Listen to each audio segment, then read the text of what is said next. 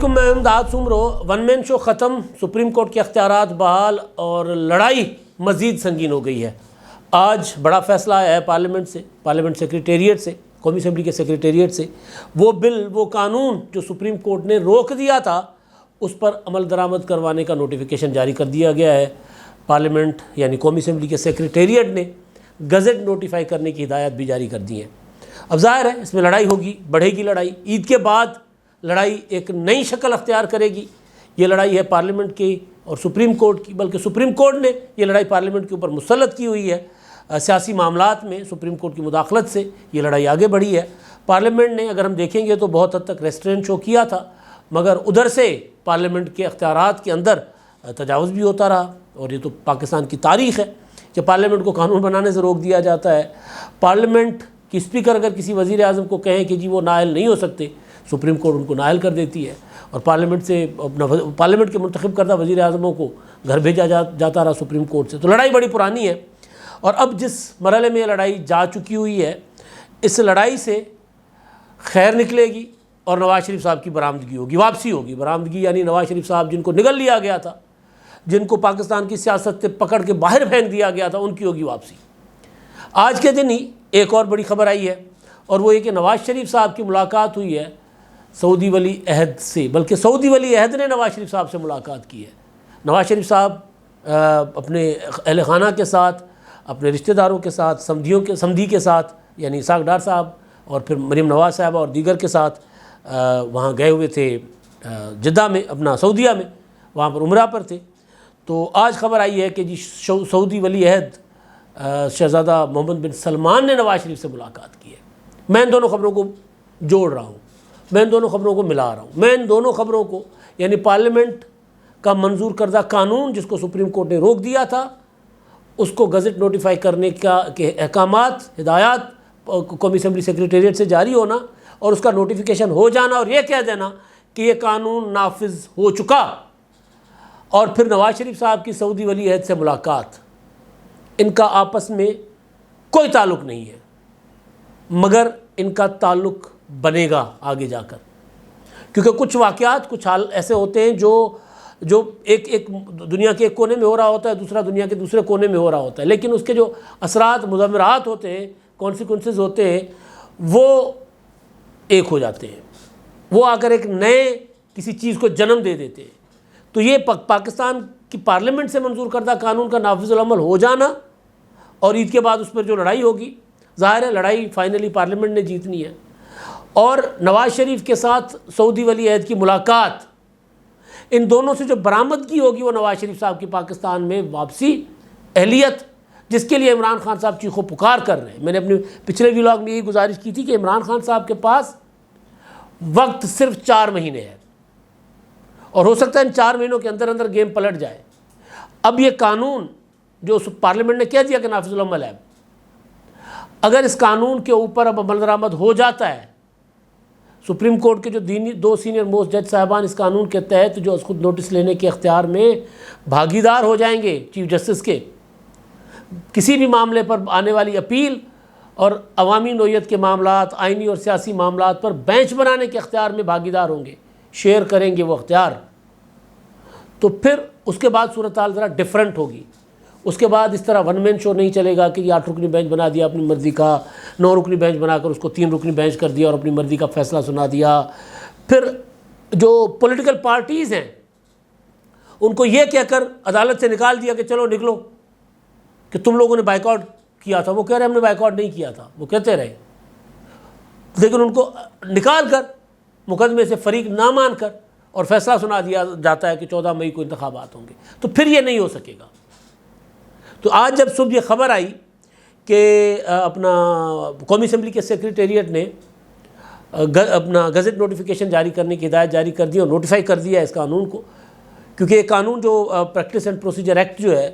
یہ صدر صاحب نے ایک بار مسترد کر دیا تھا، دوسری بار صدر صاحب کو پاس گیا تھا، تو صدر صاحب کے پاس کل تک کی تاریخ تھی، 20 تک وہ روک سکتے تھے، تو صدر صاحب نے پرسوں واپس بھیج دیا تھا، اور کل وہ قانون اپنی شکل میں بن چکا، اور آج قومی اسمبلی سیکریٹریٹ نے اس کے نفاذ کا اعلان کر دیا کہ یہ قانون نافذ ہو گیا ہے۔ سپریم کورٹ آف پاکستان کا فیصلہ اپنی جگہ، انہوں نے کہا کہ جی ہم نے اچھا اس قانون کے اوپر عمل درآمد نہیں ہوگا، اور 2 مئی کو سپریم کورٹ نے 2 مئی تک سپریم کورٹ نے کہا تھا کہ جی اس کو روکا جائے، اس پر عمل درآمد نہ ہو۔ اب صورتحال ظاہر ہے آگے جائے گی تو صورتحال ہوگی خراب۔ تو عمران خان صاحب جو ہیں وہ ان کے پاس یہ 4 مہینے تھے، 4 مہینوں سے زیادہ میں نے کہا تھا 6 دن، اور پھر یہ کہ یہ اگر قانون جب نافذ العمل ہو جائے گا تو اگر قانون یہ نافذ العمل ہوا تو پھر عمران خان کی وہ جو 4 مہینے والا جو انتظار ہے کہ 4 مہینے میں شاید کوئی نہ کوئی سپ پٹاری سے عمران خان صاحب نکال لیں گے، وہ نہیں ہوگا۔ وجہ یہ ہے کہ جب 3 رکنی کمیٹی اس قانون کے تحت جب 3 رکنی کمیٹی چیف جسٹس اس میں ہوں گے، اس میں سینئر موسٹ جج صاحبان جو اس وقت ہیں جسٹس قاضی فائصہ صاحب اور جسٹس سردار طارق مسعود صاحب، یہ فیصلہ کریں گے کہ کون سا معاملہ از خود نوٹس کے لائق ہے کون سا نہیں ہے۔ یہ فیصلہ کریں گے کہ بینچز میں کون کون بیٹھیں گے، اور پھر اس قانون کے تحت اپیل کا حق بحال ہو گیا نواز شریف صاحب کا، اس قانون کے تحت اپیل کا حق بحال ہو گیا جہانگیر ترین کا، اس قانون کے تحت اپیل کا حق بحال ہو گیا یسر رضا گیلانی کا، کیونکہ اپیل کا حق بحال کر دیا گیا تو جو از خود نوٹس کیسز سے متاثر ہوئے، جن کو نائل کیا گیا توہین عدالت میں یا کسی اور معاملے میں، تو ان کے پاس اپیل کا رائٹ نہیں تھا۔ سپریم کورٹ کے خلاف یہی تو رونا ہوتا ہے کہ بھئی سپریم کورٹ اگر خود کسی کو سزا دے دے تو اس کے خلاف اپیل کہاں جائے گی؟ یعنی آخری فورم سزا دے دے ٹرائل کورٹ بن کر، تو اس کے خلاف سزا کوئی ریمیڈ بچتا ہی نہیں ہے، کوئی فورم، تو وہ بھی اس قانون کے تحت بحال ہو گیا۔ اب اس میں جو دوسری چیزیں ہیں، دوسرے معاملات میں میرا خیال ہے میں نے ذکر کر چکا ہوں، کافی ڈیٹیل میں وہ باتیں بھی ہو چکی ہیں۔ 30 دنوں کے اندر اپیل ہونی ہے، اور پھر اپنا جو آئینی اور عوامی معاملات ہوں گے کم از کم 3 رکنی بینچ اور اس سے بڑا بینچ بنے گا، اور اس طرح کچھ اور چیزیں ہیں۔ لیکن جو پولیٹیکل ایشوز یعنی اس قانون کا جو سیاسی اثر ہے وہ میرے نزدیک زیادہ اہم ہے، کیونکہ پاکستان کی قوم کو، پاکستان کی عوام کو، یا پاکستانی قوم کے ایک بڑے حصے کو اس کی لیڈرشپ سے محروم کر دیا گیا تھا ایک فیصلے کے ذریعے۔ تو اب ہوگا یہ کہ عید کے بعد جب چھٹیاں ختم ہوں گی تو پھر جو میں اندازہ لگا سکتا ہوں، جو 2 سینئر موسٹ جج صاحبان ہیں جو چیف جسٹس صاحب کو پہلے بھی لکھتے رہے ہیں کہ بھائی جان یہ کیا طریقہ ہے کہ آپ بینچز بنانے میں ہمیں نظر انداز کرتے ہیں، ایک طرح کا بینچ بنا دیتے ہیں۔ پھر فیصلوں میں آیا اطہر من اللہ صاحب کا جو فیصلہ، منصور علی شاہ صاحب کا جو فیصلہ تھا، جو اختلافی نوٹ تھا، وہ 4-3 کا فیصلہ جو ہے، اس میں جس طرح کی باتیں کی گئی ہیں کہ لگ یہ رہا ہے کہ جی ایک طرح کا بینچ بنتا ہے، اور پھر کچھ اس طرح کے اور الفاظ استعمال کیے گئے کہ ایک فریق ہونے کا تاثر آتا ہے عدالتی کارروائیوں سے۔ تو پھر اب یہ جو 2 سینئر موسٹ جج صاحبان ہیں، یہ ان کو کیونکہ اختیار ملا ہے، میں نے جو صبح یہ جب ہوا نا اپنا نوٹیفیکیشن، جو میں بات بتا رہا تھا پہلے کہ جیسے نوٹیفیکیشن ہوا تو میں نے اس نوٹیفیکیشن کو پڑھ کر، اور جو میں نے ٹویٹ کیا تھا اور جو خبر بنتی بھی ہے وہ یہ ہے کہ سپریم کورٹ کے اختیارات بحال ہو گئے، کیونکہ اختیارات آئین نے سپریم کورٹ کو دیے ہوئے اس خود نوٹس کے۔ یہ نہیں لکھا ہوا کہ چیف جسٹس کے اختیارات ہیں، یہ کہیں نہیں لکھا ہوا کہ فرد واحد بینچ بنانے کا فیصلہ کریں گے، سپریم کورٹ کا بینچ بننا۔ تو اس میں ابہام تھے، اس کے اوپر قاضی فائصہ صاحب اور جسٹس سردار طارق مسعود صاحب نے کہا کہ بھائی فل کورٹ بیٹھے فیصلہ کریں کہ بینچز اس طرح کیوں بن رہے ہیں۔ تو پھر پارلیمنٹ نے انٹروین کیا اس معاملے میں کہ یار یہ غلط ہو رہا ہے، قانون پارلیمنٹ بناتی ہے تو پارلیمنٹ نے کہا کہ قانون کا غلط استعمال ہے، یہ اختیار سپریم کورٹ کا، یہ چیف جسٹس کا نہیں ہے۔ چیف جسٹس جو اس معاملے میں فریق ہیں، انہوں نے اس پر 8 رکنی بینچ بنایا، 8 رکنی بینچ بنا کر قانون کو روک دیا، کیونکہ یہ معاملہ براہ راست چیف جسٹس اور پارلیمنٹ کے درمیان تھا۔ تو چیف جسٹس تو خود اس بینچ میں بیٹھ ہی نہیں سکتے تھے، چیف جسٹس تو بینچ بنا ہی نہیں سکتے تھے۔ یہ کیسے ہو سکتا ہے کہ فریق خود ڈیسائیڈ کرے کہ جی یہ میرے اختیار جو ہیں جو کہ ان کے نہیں ہیں، وہ کہتے ہیں جی میرے اختیارات ہیں، اور پارلیمنٹ کہتا ہے کہ اور سینئر موسٹ جج صاحبان کہتے ہیں، آدھی سپریم کورٹ کہتی ہے کہ آپ کے اختیارات نہیں ہیں۔ تو پھر یہ کیسے ممکن ہے کہ چیف جسٹس صاحب جو وہ خود جو فریق ہیں براہ راست وہ بینچ بنائے اور فیصلہ کریں گے جس پر عمل درآمد نہیں ہوگا؟ کانفلکٹ آف انٹرسٹ ہے اس میں۔ تو لہٰذا جب عید کی چھٹیاں ختم ہوں گی تو پھر جو قانون اب پارلیمنٹ نے کہہ دیا کہ قانون نافذ العمل ہے، گزٹ نوٹیفائی کیا جائے، تو اس کے اوپر پھر 2 سینئر موسٹ جج صاحبان کہیں گے کہ اس کے اوپر عمل کریں، تو معاملات آگے جائیں گے، اور چیف جسٹس صاحب کوششیں کریں گے کہ اس کے اوپر عمل نہ ہو، کیونکہ لڑائی چیف جسٹس صاحب جو لڑ رہے ہیں وہ سپریم کورٹ کی لڑائی نہیں ہے، وہ کھل کے سامنے آ گئی ہے، بات وہ عمران خان کی لڑائی ہے۔ وہ چاہتے ہیں کہ عمران خان صاحب کو ستمبر سے پہلے انتخابات دلوائیں اپنی موجودگی میں، کیونکہ عمران خان صاحب کو لگتا ہے کہ اگر وہ اپنا چیف جسٹس صاحب ریٹائر ہو جاتے ہیں یا پھر چیف جسٹس صاحب کا جو اختیار ہے بینچ بنانے کا وہ ختم ہو جاتا ہے تو پھر عمران خان صاحب کسی جوگے نہیں رہیں گے، تو لہذا چیف جسٹس صاحب جو ہیں وہ اس معاملے پہ مزاحمت کریں گے، ریزسٹ کریں گے، پارلیمنٹ کا بنایا ہوا قانون اڑانے کی کوشش کریں گے، اندر لڑائی ہوگی عدالت کی، نظر آ رہا ہے، پھر پارلیمنٹ کی لڑائی ہوگی۔ مولانا فضل الرحمان صاحب کی کل کی پریس کانفرنس سے جو اشارے مل رہے تھے وہ بڑے واضح تھے۔ مولانا صاحب یہ کہہ رہے تھے کہ جی پھر ٹھیک ہے، پھر ایسا ہے تو پھر ڈی چوک کے لیے تیار رہ جاؤ، وہ اشارے جو تھے، تو اس کا مطلب ہے کہ مولانا صاحب پارلیمنٹ کا یہ جو قانون ہے اس کے اوپر عمل درآمد یا پارلیمنٹ کی اتھارٹی منوانے کے لیے ہو سکتا ہے مولانا صاحب جو ہے وہ جا کر اپنا بیٹھ جائیں، وہی طریقہ اختیار کریں جو بقول مولانا صاحب کے کہ جو زبان سمجھی جاتی ہے، یعنی جتھے لے کر بیٹھ جاؤ جا کر۔ عمران خان صاحب نے جتھے لیے نا، اپنا عدالتی آرڈرز کے سامنے جتھے عمران خان صاحب نے کھڑے کیے نا، تو مولانا صاحب نے کہا ہے کہ جی اگر آپ یہ زبان سمجھتے ہو تو 100 بسم اللہ، پھر آ جاؤ، ہم سے بہتر جتھا کوئی نہیں بنا سکتا۔ تو یہ لڑائی اس طرف بھی جا سکتی ہے، اس وجہ سے میں کہہ رہا ہوں کہ پھر جیت اس میں سپریم کورٹ کی ہوگی، اپنا پارلیمنٹ کی ہوگی، سپریم کورٹ کی نہیں ہوگی۔ اگر پارلیمنٹ کی جیت ہوتی ہے تو چیف جسٹس کی ہار تو ہوتی ہے نہیں ہوتی، لیکن عمران خان کی شکست ہو جائے گی، کیونکہ عمران خان صاحب نہیں چاہتے کہ نواز شریف صاحب پاکستان میں آئیں۔ میں ڈے ون سے مسلم لیگ نون کے جو لیڈران ملتے ہیں یا عام ہم اپنی بیٹھک میں بیٹھے ہوتے ہیں اپنے ویلاگس میں، پہلے دن سے کہہ رہا ہوں کہ عمران خان صاحب کی مقبولیت اس وقت تک ہے جس وقت تک نواز شریف پاکستان کی سیاست سے باہر ہے۔ جس دن گھر کے مالک واپس آئیں گے تو پھر پتہ چلے گا کہ لڑائی مقبول کون ہے اور کون نہیں ہے۔ عمران خان صاحب کی مقبولیت جا کر دیکھ لیں ٹکٹوں کے بعد زمان پاک جس نے دیکھنی ہے۔ جس دن نواز شریف صاحب، اس پر میں اگلے ویلاگ میں بات کروں گا، جس دن نواز شریف صاحب کی اہلیت بحال ہو گئی، لڑائی ساری یہی ہے کہ جی اگلے عام انتخابات سے پہلے اپنا نواز شریف اپنا اہل نہ ہوں، یہ لڑائی لڑی جا رہی ہے اور لڑائی کا کوئی مقصد ہی نہیں ہے اس میں۔ ادروائز چیف جسٹس صاحب کے پاس ٹوٹل 3-4 مہینے ہیں،